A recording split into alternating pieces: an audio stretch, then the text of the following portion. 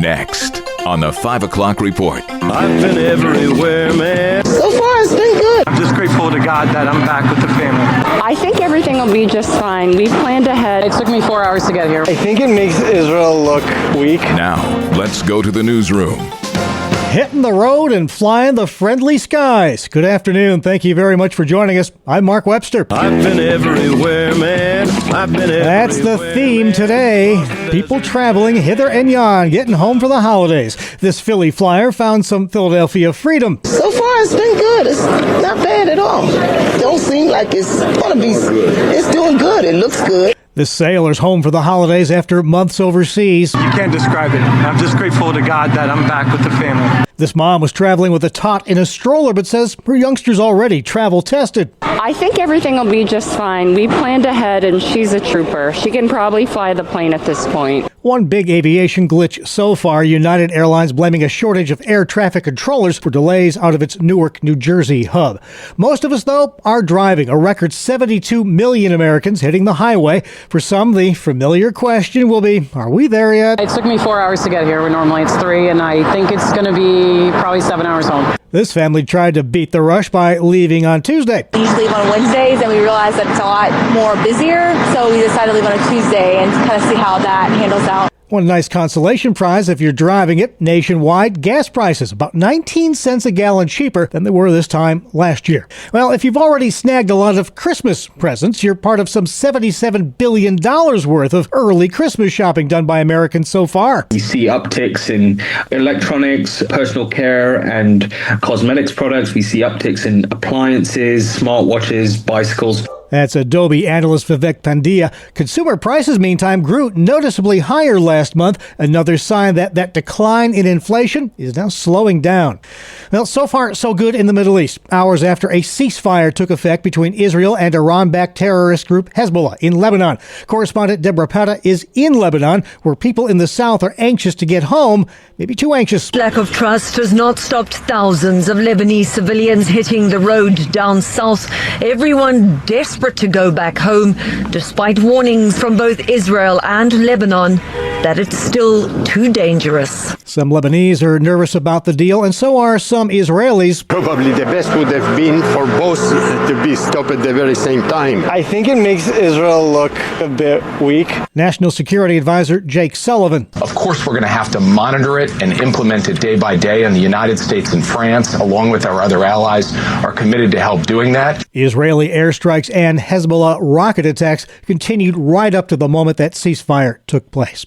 3 Americans are feeling plenty thankful right now after being released from Chinese prisons in a prisoner swap with Beijing. The Biden administration says Mark Swiden, Kai Li, and John Liang are being released from China in exchange for 3 unidentified Chinese citizens being held in the U.S. Swiden has been facing a death sentence on drug charges, while Li and Liang were imprisoned on espionage charges. CBS's Linda Kenyon. Several of President-elect Donald Trump's cabinet nominees and other appointees targeted by bomb threats. There have been numerous threats made against President-elect Trump's appointees and nominees. Those threats include bomb threats and swatting, and that's when you make a prank call to someone's home and then a heavy law enforcement presence arrives. Fox correspondent Brian Yanis. Keeping a campaign promise. President-elect Trump's border czar, Tom Homan, among the subjects of those threats, used the backdrop of the Texas-Mexico border yesterday to reiterate Trump's pledge to deport a massive number of illegal immigrants, especially those involved in crime. There is going to be a mass deportation because we just finished a mass illegal immigration crisis on the border. Holman is the former acting director of ICE, the U.S. Immigration and Customs Enforcement.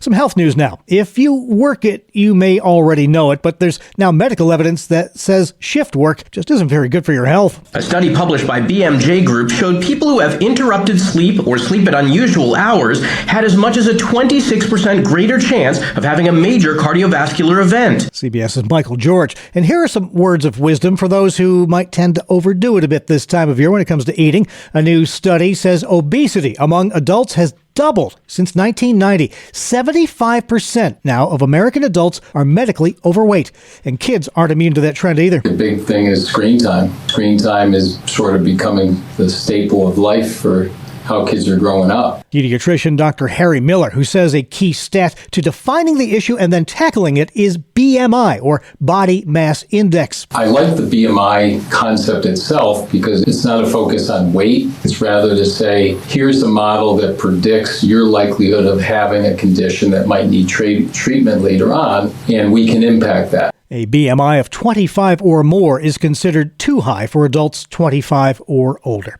Still to come on the 5 o'clock report. Well, what about the snow? We'll find the latest. Could red light cameras be returning to Rochester? And tackling a disturbing annual rise in domestic violence. Here is your Family Life regional weather forecast. Of course, we're keeping a real close eye on Thanksgiving weather. Clouds thickening tonight, giving way to wet snow and some mixed rain late at night and on into your Thanksgiving day. There'll be some small accumulations focused on the higher elevations. Nothing or next to nothing near Lake Erie and Lake Ontario, to more than half a foot over the highest elevations of the eastern Twin Tiers. The lake effect snows will kick in Friday in the traditional snow belts, south and southeast of Buffalo and well north of Syracuse. Otherwise, sunny clouds and flurries on Friday. Again, temperatures primarily in the 30s. Thank you very much, Kevin. Now checking the stories making news where you live across New York and Pennsylvania. When's it going to snow? That's the big question on a lot of minds this Thanksgiving Eve. The unsatisfying answer is it depends. Many in the listening area will either get rain or some wet snow tonight and tomorrow, though some spots like Poconos could see some accumulation depending on how high up the hill you go. There's going to be a prolonged period of continuous snow tonight while you sleep. Poconos, if you're up above 13, 14, 1,500 feet, northern tier counties west, you could pick up 1, 2, 3, 4 inches of snow. WNEP's Joe Snedeker in Scranton. Meantime, once Friday rolls around, watch out along the lakes. Winter storm watches posted for counties east and southeast of Lakes Erie and Ontario as Arctic air fuels some long-lasting lake snow from Friday all the way into Monday. WIVB meteorologist Mike Doyle says it'll start Friday morning but then get pretty intense at times. Into the weekend, Saturday morning, we can start to see a couple of feet, maybe 2 to 3 feet of snow for the Chautauqua Ridge. The Boston Hills, maybe around a foot, foot and a half. Our meteorologist Kevin Williams, of course, will keep tracking that, and he'll have our updated forecast again at the end of this newscast.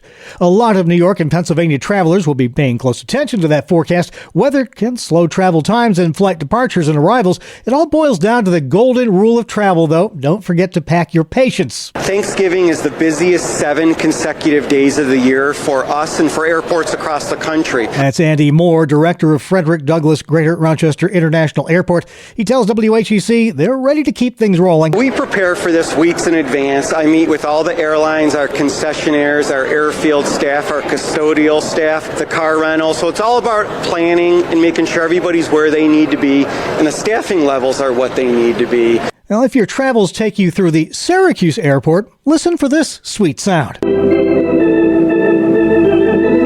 You could hear live organ music played in the airport terminal. Gloria Roberts is the organist, and she's understandably happy that the airport's kind of crowded this week. It's a bigger audience. I have so many Christmas songs to play, you know, the religious ones, the playful ones, and it's fun. I just feel very blessed to be here. And no doubt blessing a lot of weary travelers. Good day when you can say you're feeling blessed in a crowded airport this week. Well, when the snow does eventually fly along I-90, remember, green lights mean caution. We're talking about green hazard lights that are new to Thruway Authority plows this year. You'll see them on our arrow boards. We'll still have the traditional amber lights, but they're in complement to those amber lights. And every one of our heavy-duty plow trucks, we've got about 250 of them, will have these green lights on them, and that's statewide. Yeah, those green lights are familiar to Pennsylvania drivers. The Thruway Authority's Jonathan Doherty says the state's also starting a pilot program with iCone. It's going to trigger and send a signal to popular navigation devices, Google and Waze. People who are using them, if you get near a plow truck, it's going to send a signal and say, plow truck or slow-moving vehicle ahead. And don't forget, plows only get up to about 35 miles an hour. Not safe to try and pass them. From green lights, we go to red lights. Rochester experimented a while back with red light cameras to try to reduce accidents, but abandoned the plan in the face of accusations that those cameras placed in poorer neighborhoods amounted to discrimination. But a new rise in fatal and injury accidents has city officials rethinking those red light cameras. Mayor Malik Evans. The number of crash and fatalities that we have seen is absolutely out of control, ridiculous. Cody Donahue's director of policy policy and advocacy for Reconnect Rochester. He tells WHAM. They have all been effective in showing safety improves, sometimes by small amounts, 10%, 20%, but sometimes as much as 70% in an area where there is an automated camera. The city ended its red light camera program in 2016.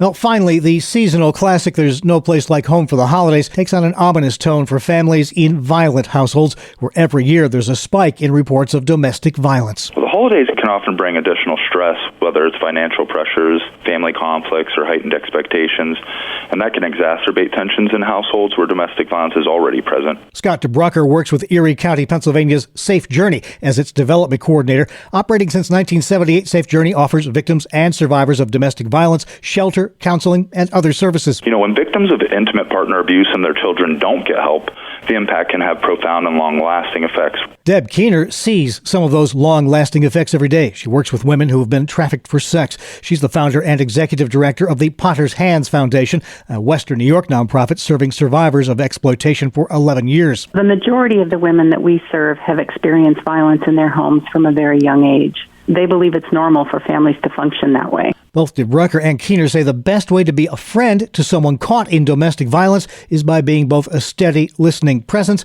and by being knowledgeable about domestic violence services. Sometimes it's not as obvious to how to get the help that they need. So even talking about options with them, like, do you have a family you could move in with? Mm-hmm. You know, are you aware that there are local shelters? There is a domestic abuse hotline number.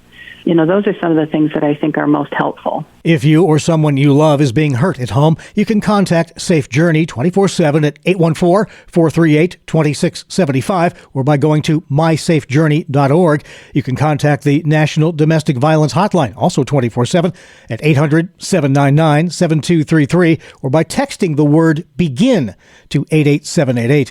You can hear that full interview, by the way, by going to familylife.org and the podcast section. Your nightly market report is up next, brought to you by Faithward Advisors. Wall Street closing with stocks lower this afternoon. This comes after the release of the latest Consumer Price Index report showing inflation rose slightly, 0.2% last month. It also showed a yearly inflation rate of 2.3%. At the closing bell, the Dow Jones Industrial Average lost 138 points to 44,722. The S&P 500 fell by 22 points to 59,98, and the Nasdaq dropped by 115 points to 19,060. Faithward Advisors, a Christian financial planning firm helping faithful stewards do more. Details are available at faithwardadvisors.com. This is the 5 o'clock report on Family Life. Do generosity and stewardship mean the same thing? Hi, I'm Rob West with the Faith and Finance Minute. In a recent article, Leo Sabo of the Christian Stewardship Network posted that question about generosity and stewardship. He said it's crucial we understand the difference between the two. Stewardship is broader than generosity. Leo points out that stewardship is about managing everything God entrusted to us, while generosity is giving away a portion of it.